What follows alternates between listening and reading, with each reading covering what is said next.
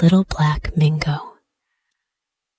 Once upon a time, there was a little black girl, and her name was Little Black Mingo. She had no father and mother, so she had to live with a horrid, cross old woman called Black Noggy, who used to scold her every day and sometimes beat her with a stick, even though she had done nothing naughty. One day, Black Noggy called her and said, "Take this utensil down to the river and fill it with water, and come back as fast as you can. Quick now." So Little Black Mingo took the chatty and ran down to the river as fast as she could and began to fill it with water when crack!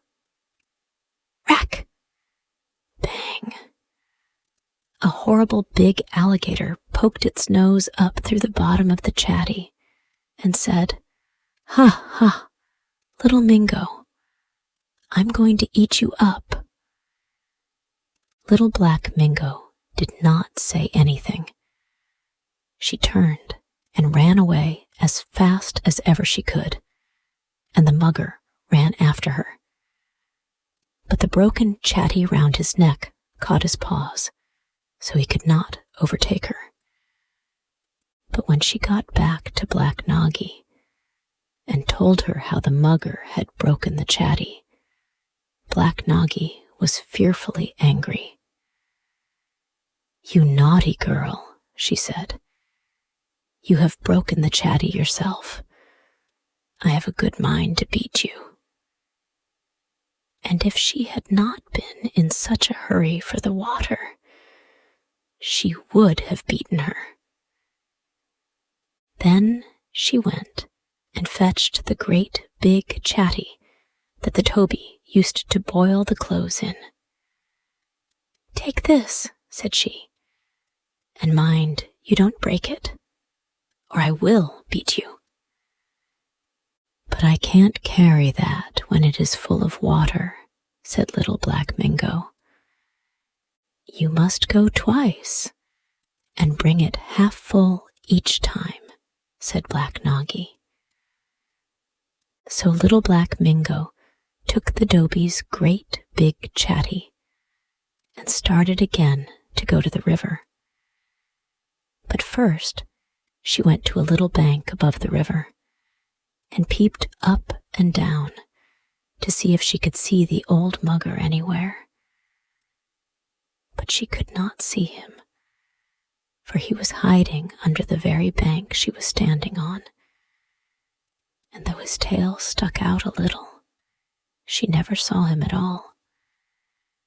She would have liked to run home, but she was too much afraid that Black Noggy would beat her. So Little Black Mingo crept down to the river and began to fill the big chatty with water. And while she was filling it, the mugger came creeping softly down behind her and caught her by the tail, saying, "Aha, Little Black Mingo, now I've got you." And Little Black Mingo said, "Oh, please don't eat me up, great big mugger." "What will you give me if I don't eat you up?" said the mugger. But Little Black Mingo was so poor she had nothing to give.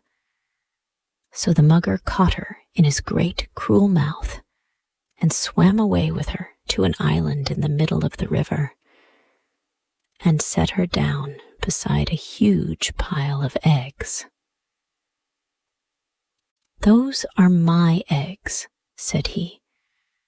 "Tomorrow, a little mugger will come out of each, and then we will have a great feast, and we will eat you up." Then he waddled off to catch fish for himself, and left Little Black Mingo alone beside the big pile of eggs. And Little Black Mingo sat down on a big stone and hid her face in her hands and cried bitterly because she couldn't swim and she didn't know how to get away.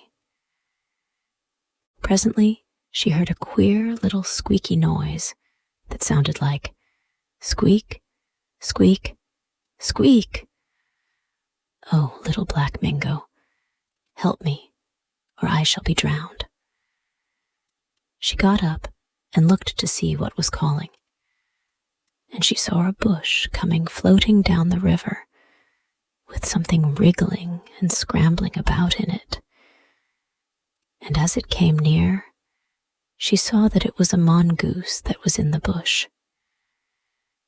So she waded out as far as she could and caught hold of the bush and pulled it in. And the poor mongoose crawled up her arm onto her shoulder, and she carried him to shore. When they got to shore, the mongoose shook himself, and Little Black Mingo wrung out her petticoat. And so they both very soon got dry. The mongoose then began to poke about for something to eat, and very soon he found the great big pile of muggers' eggs. "Oh, joy," said he. "What's this?" "Those are muggers' eggs," said Little Black Mingo. "I'm not afraid of muggers," said the mongoose. And he sat down and began to crack the eggs and eat the little muggers as they came out. And he threw the shells into the water so that the old mugger should not see that anyone had been eating them. But he was careless, and he left one eggshell on the edge, and he was hungry, and he ate so many that the pile got much smaller. And when the old mugger came back, he saw at once that someone had been meddling with them. So he ran to Little Black Mingo and said, "How dare you eat my eggs?" "Indeed, indeed I didn't," said Little Black Mingo. "Then who could it have been?"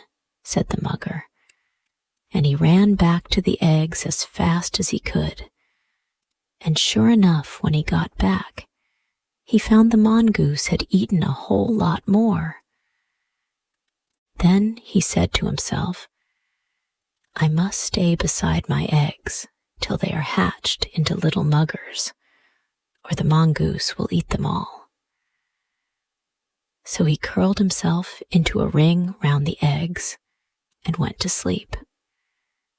But while he was asleep, the mongoose came to eat some more of the eggs and ate as many as he wanted. And when the mugger woke this time, oh, what a rage he was in, for there were only 6 eggs left. He roared so loud that all the little muggers inside the shells gnashed their teeth and tried to roar too. Then he said, "I know what I'll do.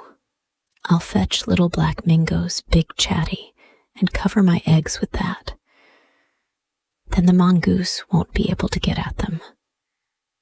So he swam across to the shore and fetched the Dobie's big chatty and covered the eggs with it. "Now, you wicked little mongoose, come and eat my eggs if you can," said he, and he went off quite proud and happy. By and by the mongoose came back, and he was terribly disappointed when he found the eggs all covered with the big chatty. So he ran off to Little Black Mingo and asked her to help him, and Little Black Mingo came and took the big chatty off the eggs, and the mongoose ate them, everyone, "Now," said he, "there will be no little muggers to make a feast for tomorrow." "No," said Little Black Mingo, "but the mugger will eat me all by himself, I am afraid." "No, he won't," said the mongoose, "for we will sail away together in the big chatty before he comes back." So he climbed on to the edge of the chatty, and Little Black Mingo pushed the chatty out into the water, and then she clambered into it and paddled with her 2 hands as hard as she could, and the big chatty just sailed beautifully. So they got across safely, and Little Black Mingo filled the chatty half full of water and took it on her head, and they went up the bank together. But when the mugger came back and found only empty eggshells, he was fearfully angry. He roared and he raged and he howled and he yelled till the whole island shook, and his tears ran down his cheeks and pattered on the sand like rain. So he started to chase Little Black Mingo and the mongoose, and he swam across the river as fast as ever he could. And when he was halfway across, he saw them landing, and as he landed, they hurried over the first ridge. So he raced after them, but they ran. And just before he caught them, they got into the house and banged the door in his face. Then they shut all the windows, so he could not get in anywhere.